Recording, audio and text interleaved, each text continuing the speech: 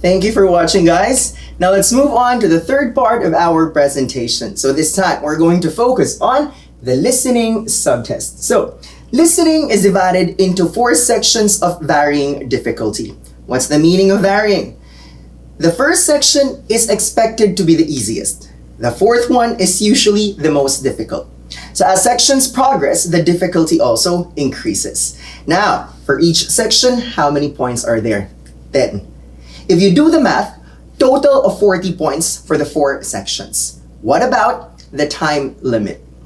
30 minutes to listen to the recording and answer the questions. So, 30 minutes divided by 4 sections, one section would usually last for about 7 to 8 minutes. And then, after the listening test, that's when the test supervisor will allow you to review your work and transfer your answers if you're taking the pen and paper IELTS. So that's when you're given 10 extra minutes. Certain test supervisors for computer-delivered IELTS won't give you scratch papers or pen at all. That's why they won't allow you to review your work and transfer your answers for 10 minutes. Instead, some of these test supervisors will only give you 2 minutes. Now, what about the passing score?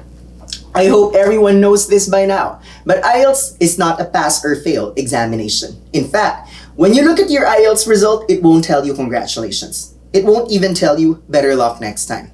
Instead of asking what is the passing score in the IELTS, I think it is better if you ask, number 1, where are you going? Why? Each country has its own target band score. And what's question number 2? Which visa are you applying for? Because certain visas require higher band scores, while there are visas accepting lower band scores. So before anything else, what must be the first step? You need to know your target destination and the visa that you're applying for, because that will tell you what is your target in the examination. Let's say, for instance, you're just preparing for the exam. You don't know where to go or which visa to apply for. That's when we recommend 7.0 as a target. Why? Because most visa applications require 7. Class, 40 points. What's the equivalent of 7.0? Roughly 30 to 32. So band score equivalents are not fixed because they're dependent on the difficulty of the material. At least now, while you're doing your practice tests in listening, try to aim for 30 to 32 in order for you to have more visa options to choose from.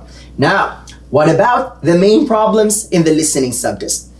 As they say, this is the easiest of all the subtests. But even if it's easy, it's not a giveaway. There are challenges in the listening subtest, and what challenges am I talking about?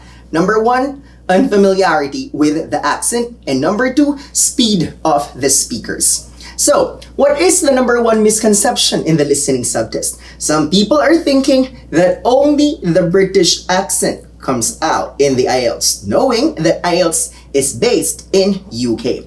But like what I've said, that is a misconception. Why? In the acronym IELTS, what is the meaning of the letter I? It's international. So for listening, you expect to hear a combination of accents all over the world. You get to hear Americans, British, Aussies, Canadians talking in English. You also get to hear non-native speakers, say for instance, Chinese, Indians, Africans, or Arabs talking in English in their respective accent. Now, what about the second problem that I've mentioned? I said speed. And by speed, it could possibly mean number 1. Some speakers talk very fast. So you have to catch up with what they're saying. Sometimes number 2, they don't talk too fast, but there is a tendency for some speakers to give the answers one after another. Knowing that accent and speed are main problems in the listening subtest, then what is our tip? I want everyone to know familiarity bridges the gap. So what is the suggestion? It is best that as early as now, you expose yourself to as many recordings as you can. It's only when you know how certain words are delivered and when you encounter them in the actual recording, it will maximize your chances of acing the examination, because now you recognize that VOS is vase in the Philippines, or when you hear someone in the recording saying to die, at least a Filipino now recognizes, okay, that is today. Or when you hear a speaker saying singer, you won't be shocked because now you know that, okay, this is how Filipinos, this is how we say it in the Philippines, singer. So these are nuances that we discuss in class. Test-taking strategies in order for people to know that there are certain words not delivered in the same way all over the world. So even with that short presentation, I hope you were able to get something.